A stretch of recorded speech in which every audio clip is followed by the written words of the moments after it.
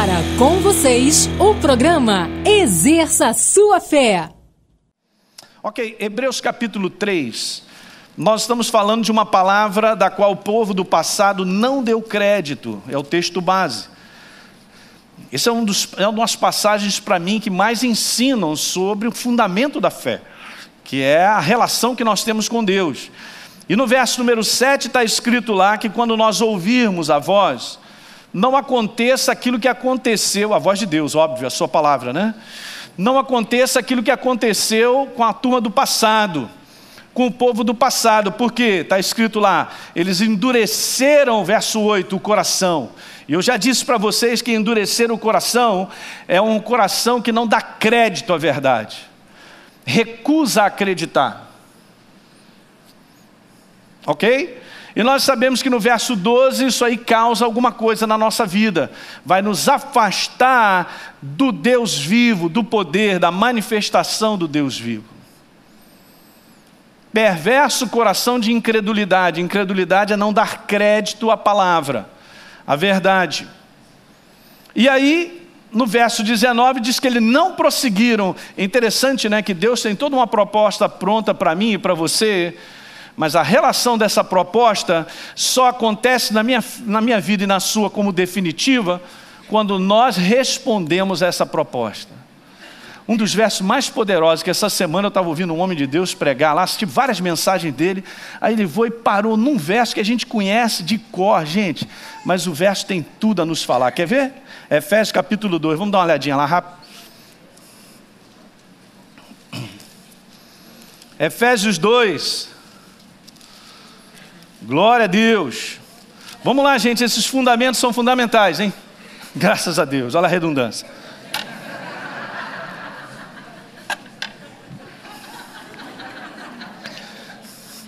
Rosângela, eu estou aprendendo muito com o seu marido, o problema é que eu estou andando com o pastor Teixeira. Gente, eu tenho que fazer uma declaração pública. Aliás, para os amigos que nos assistem, a Academia da Fé, ele é o rei do trocadilho. Você não faz ideia de como ele tira trocadilhos de coisas que você vai ficar assim, se ele escrevesse esses livros todos dos trocadilhos, estava milionário hoje. Morando em Angra dos Reis, com barco e tal. É o rei do trocadilho. Ele não está aí, né? Bom, tudo bem. Bom, Efésios 2, verso 8. Pastor, isso aqui é fundamento dos fundamentos. Perfeitamente. Porque pela graça sois muito legal. Agora olha só, preste atenção, eu vou ler de novo. Pois pela graça sois. Que maravilha, tá certo isso? Olhem para cá, calma. Pastor, você está querendo me pegar. Calma, vamos lá, vamos devagar. Pela graça sois salvos, vamos lá. Claro, Deus me amou tanto que deu o filho dele por mim e por você. Eu não pedi. Eu estava com o selo da condenação, eu ia lá para o hell. Você também. Não fica rindo não, nós íamos. Tá certo? É isso aí, ele me amou, essa é a graça dele. É a paixão que ele tem pela tua vida. Olha, eu vou fazer um contrato contigo, Elinho, sou eu que tenho todas as cláusulas desse contrato, eu ponho tudo, eu vou assinar com o meu sangue e a gente fica assim, é mesmo? Tudo de bom para mim, tudo de bom para mim, tudo de bom para mim, tudo de bom para mim, a obra de Jesus na cruz do Calvário, gente. Pela graça sois salvos. Pastor, me deu um conforto, muito legal. Agora a parte que faz com que isso aí faça valer na minha vida, mediante a fé. De quem? Minha e sua. O meu posicionamento, o crédito que eu dou a essa verdade. Pastor, mas Deus não providenciou salvação para todo mundo, então todo mundo vai ser salvo. Não, cuidado. Não é assim que está escrito. Agora cada ser humano sobre a face da terra terá de ouvir essa mensagem e dar crédito ou não. Se der crédito, essa graça salvadora passa a valer na tua vida, como é o meu caso e a sua também. Fomos transformados em novas criaturas. Beleza, entramos no reino. Agora nós vamos caminhar no reino. Da mesma maneira, by faith, Pela fé, num posicionamento da fé contínuo até o final.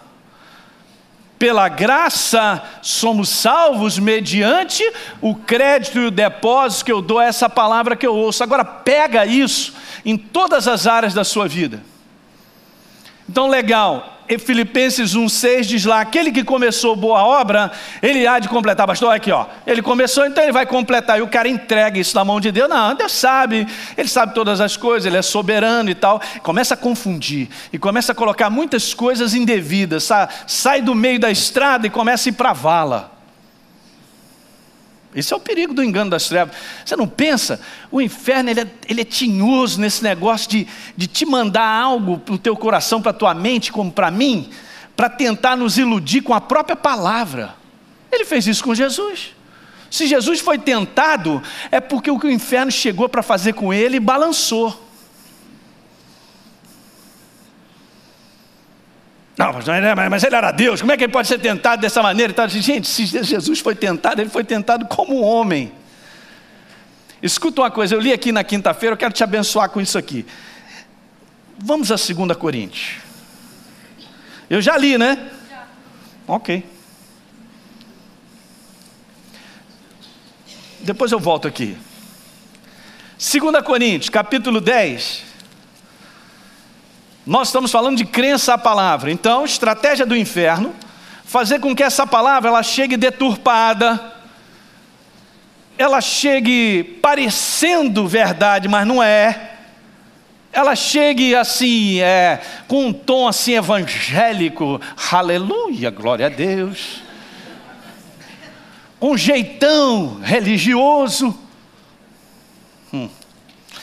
Então está escrito aí, em 2 Coríntios capítulo 10, em relação a pensamentos, está falando para mim que eu e você devemos resistir.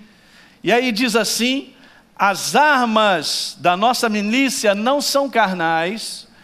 E agora o que Paulo começa a declarar no verso número 3 e o 4. O que Paulo começa a declarar agora é o bombardeio das trevas no teu pensamento e no meu, para te desviar da verdade. Quantos creem que a verdade é a verdade? Não tem meia verdade, não tem um terço e um quarto, 3/4, nem algo parecido. Seguinte, só tem uma coisa, verdade e engano. Luz, trevas. Daí então o apóstolo Paulo está falando lá assim, olha, nossas armas são poderosas em Deus para destruir fortalezas. Pega isso no teu coração. Fortaleza é uma maneira restrita de pensar que não gera vida nem liberdade. Escreve isso aí, se você nunca escreveu isso. Fortaleza é uma maneira restrita de pensar que não gera vida nem liberdade. Isso é das trevas.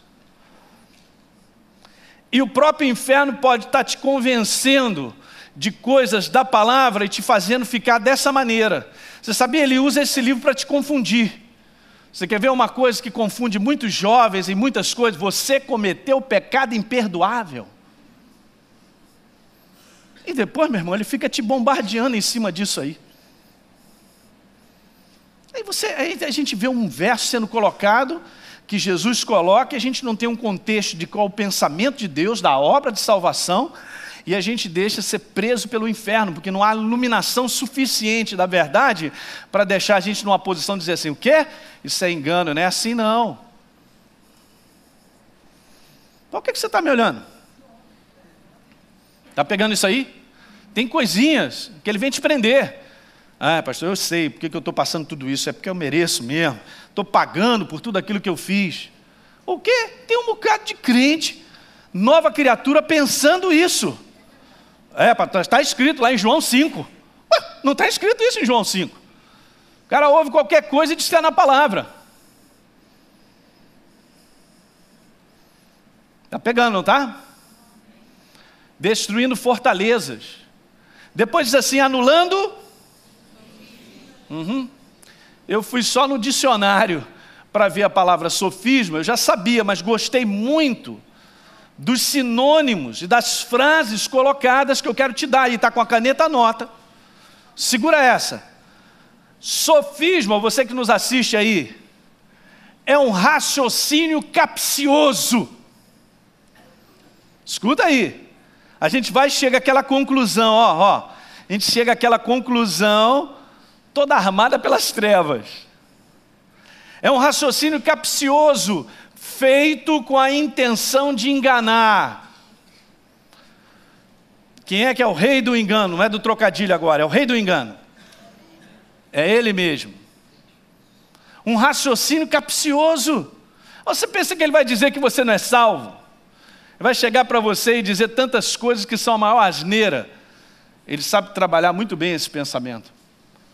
Para te colocar numa posição de dúvida, de insegurança, de medo. Olha o que eu estou falando nessa noite, hein, gente? Uma outra definição, anote aí. É um argumento falso com alguma aparência de verdade, mas não é verdade. O velho ditado desse mundo, nem tudo que reluz é ouro. Entende? Olha só, vou ler de novo, hein? É um argumento falso com alguma aparência de verdade. Para começar, é só você estudar Gênesis 3, quando então a serpente fala com Eva. Você vai entender exatamente isso. Um argumento falso, com uma aparência de verdade, mas era uma mentira, era um engano.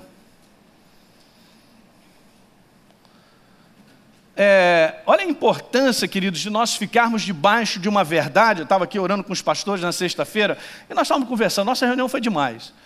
E estávamos falando sobre isso. O Deus desse século, 2 Coríntios 4, ele diz lá, ele cega o entendimento dos incrédulos, para que não resplandeça a luz, que é a palavra, a verdade, ela entre e mostre que aquilo ali é um engano. A pior coisa que pode acontecer para nós, e isso aí vai interferir diretamente no propósito de Deus, nos planos dele, na colaboração e cooperação por fé que eu preciso ter, é nós termos mentalidades e áreas da nossa vida pensando completamente diferente do que Deus tem a dizer, e eu nem sei que eu estou nessa. Segura essa peteca. É isso que acontece. Então, deixa eu comentar sobre isso, que faz parte de tudo isso que nós estamos conversando. Eu vou voltar a repetir algo que eu disse aqui no passado, põe isso no teu coração. Eu preciso tomar um cuidado muito grande de professar uma fé. Eu sou agora cristão, a gente fala isso, né? Eu sou evangélico e tal, mas eu não viver de acordo com o meu fundamento da obra de Jesus na cruz do Calvário. Gente, esse negócio é tão sério, porque pode levar a gente para outra direção. Não é que você vai se desviar, entenda uma coisa, eu vou anular a manifestação do poder de Deus, eu não estou colaborando da maneira própria com a verdade, para que ela se manifeste. Alguém está pegando o que eu estou falando?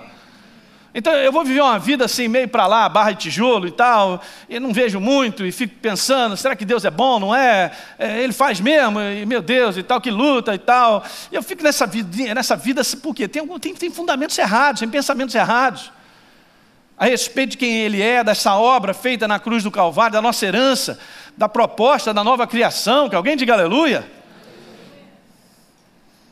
Aí Paulo escreve uma carta inteira para os cristãos, dizendo, olha só, vocês estão se contaminando aí. Vá comigo aqui a Gálatas capítulo 2.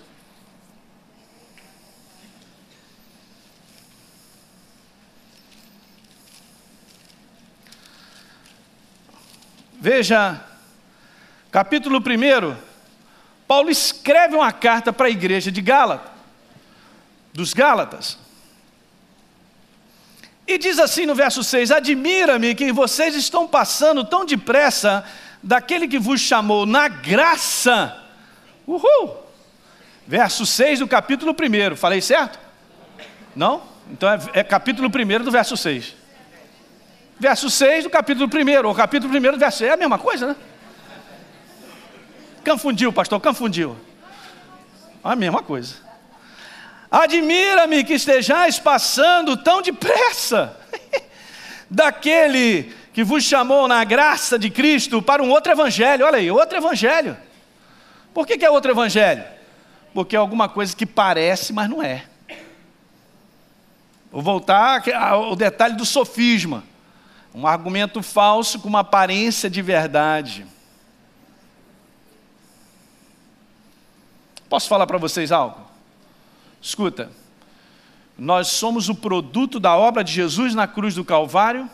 Em Efésios capítulo 2 diz que nós estávamos separados, sem aliança, e agora nós somos um com Ele. Uma nova geração surgiu de um povo chamado igreja, filhos do Deus Altíssimo, para viver sobre a face da terra debaixo do fundamento da nova criatura. Como é que a igreja vai restaurar os fundamentos do povo do passado, das raízes da aliança antiga, trazendo a lembrança das festas do passado, e botando isso dentro da igreja, botando a arca da aliança dentro da igreja, botando uma opção de coisa e restaurando as tradições judaicas da antiga aliança no cristianismo? Cacilda Becker. A velha aliança acabou em Cristo Jesus. Que alguém diga aleluia. O fim da lei é Cristo para a justiça de todo. Nós vivemos a nova aliança. Pastor, mas só está anulando o poder do Velho Testamento? Claro que não. Romanos capítulo 15, verso 4 diz que tudo que foi escrito para o nosso ensino. Mas não significa que eu tenho que viver aquilo que foi escrito para aquela aliança.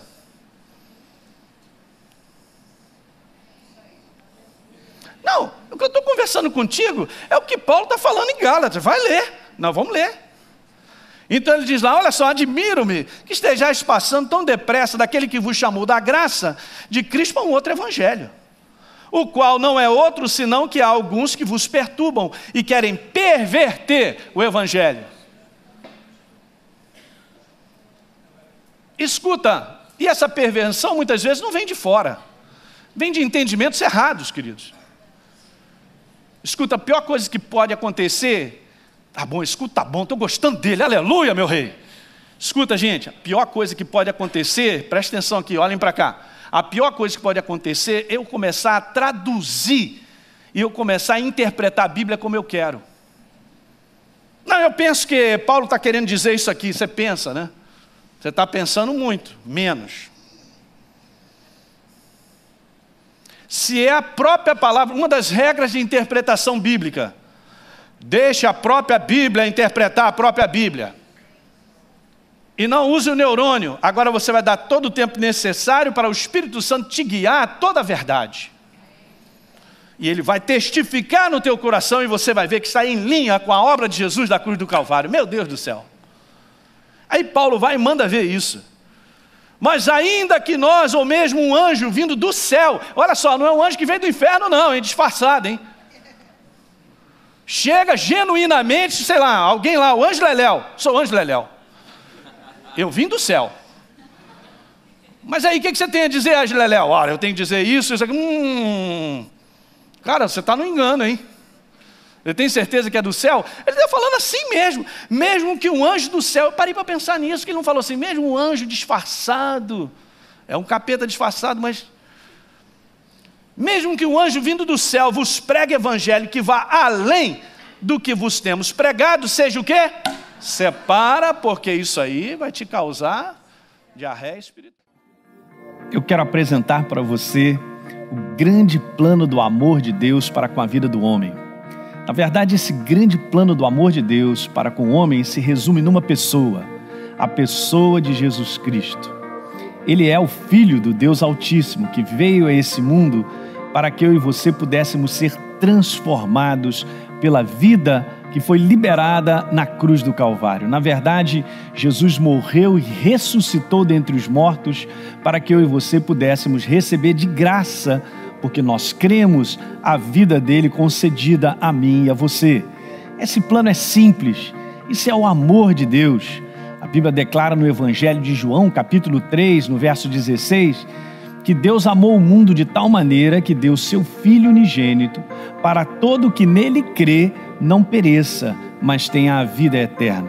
Portanto, a obra de Jesus na cruz do Calvário e a sua ressurreição nada mais é do que o amor de Deus sendo liberado em maneira definitiva para a vida do homem. Você recebe esse amor, eu também recebo por fé, então nós nos transformamos, como diz a palavra, num verdadeiro filho de Deus, uma nova criatura. Eu gostaria de orar com você. Se você quer entregar a tua vida a Jesus, se você crê nessa obra da cruz do Calvário e que Ele liberou vida em abundância para te transformar em definitivo e para que nós pudéssemos ter um relacionamento, eterno com o nosso Deus, eu quero orar com você nesse momento. Basta apenas você fechar os seus olhos, ou você acompanhar comigo essa oração, ou repetir comigo essas palavras. Eu tenho certeza que se você crer nessas palavras, você irá se tornar um verdadeiro filho de Deus e a vida de Deus vai começar a reinar no teu coração a partir desse momento. Então ore comigo e repita: Senhor, eu creio que Jesus Cristo é o meu Senhor e Salvador. Na cruz do Calvário, Ele liberou a sua vida para que eu a recebesse, e eu agora recebo essa vida de graça, eu recebo pela fé, crendo na obra de Jesus na cruz do Calvário. Eu declaro que eu me torno agora um verdadeiro filho de Deus, com a vida dele no meu coração, em nome de Jesus. Veja como é simples. Nosso Deus é um Deus simples, e a proposta dele é extremamente simples. É a proposta de que o homem creia na sua palavra. Você acabou de orar comigo e você recebeu a vida de Jesus, e eu expliquei em maneira resumida a obra de Jesus da cruz do Calvário. Mas eu tenho mais uma coisa para te dizer. Uma vez que você recebe a Jesus como Senhor e Salvador, saiba que você agora se torna uma nova criatura. Em 2 Coríntios, capítulo 5, no verso 17, há uma declaração maravilhosa dizendo que se nós estamos em Cristo Jesus, a Bíblia declara que nós nos tornamos novas criaturas. As coisas antigas já passaram e eis que se fizeram novas todas as coisas. Há uma nova criatura agora em você. Você foi transformado pela operação do Espírito Santo e pela vida de Deus.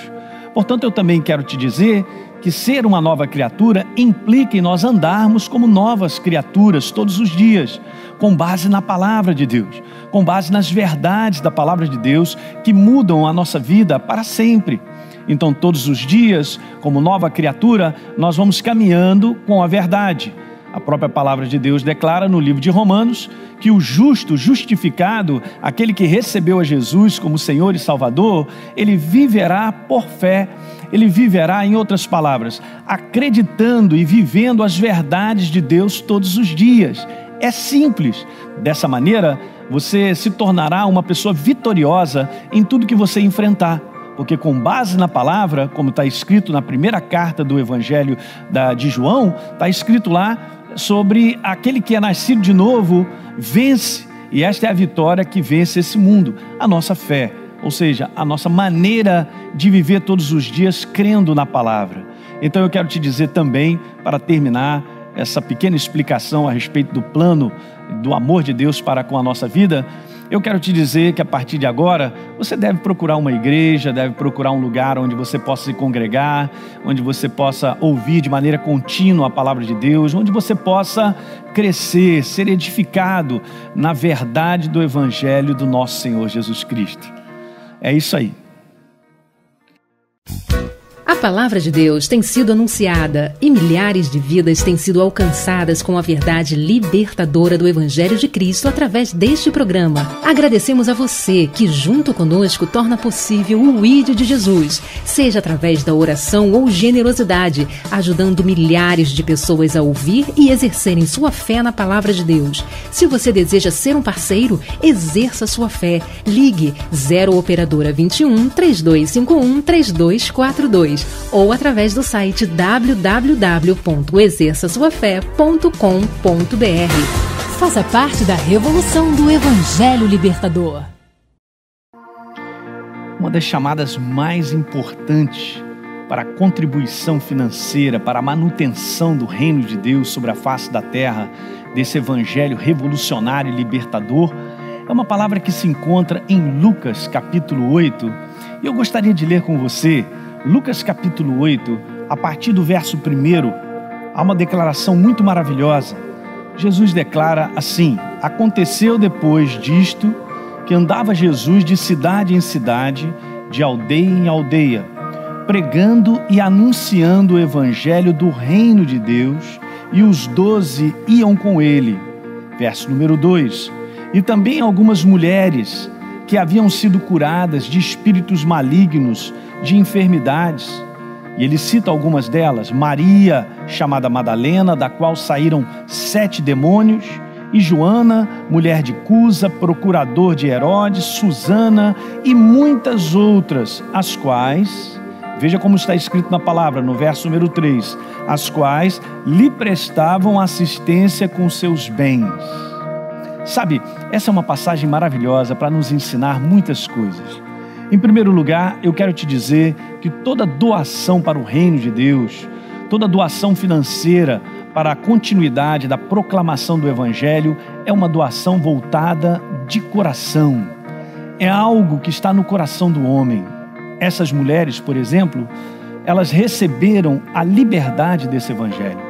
Elas foram transformadas a tal ponto, muitas foram curadas, outras transformadas pelas situações da vida, de tal forma que elas agora passaram a ser uma contribuinte, passaram agora a financiar a obra de Jesus por amor a esse Deus maravilhoso que, em primeiro lugar, as libertou. Veja que coisa maravilhosa. Eu quero te dizer que toda contribuição para o reino, ela deve ser feita de um coração que tenha certeza da obra de Jesus na sua vida. Essa motivação, essa é a palavra certa, é a motivação correta de doar. É a motivação da qual eu e você, nós temos, por amor à obra dele na nossa vida. Essas mulheres não podiam agir de outra maneira. Aquilo era tão real na vida delas que elas contribuíram para continuar, para que esse Evangelho possa levar as pessoas a serem libertas, transformadas. Essa é a revolução do Evangelho libertador do nosso Senhor Jesus Cristo, do qual eu quero te convidar a participar, a ser um participante dessa obra, não porque você tem que dar, mas porque você ama dar, você tem prazer em fazer isso, para ver outras pessoas serem libertas, transformadas, curadas, assim como você foi transformado pelo poder de Deus. Obrigada por assistir o programa Exerça Sua Fé. No nosso site estão disponíveis os outros capítulos dessa série e você ainda pode adquirir as mensagens completas em CD e DVD através do 0 Operadora 21 3251 3242 ou pelo site exerçaçoafé.com.br.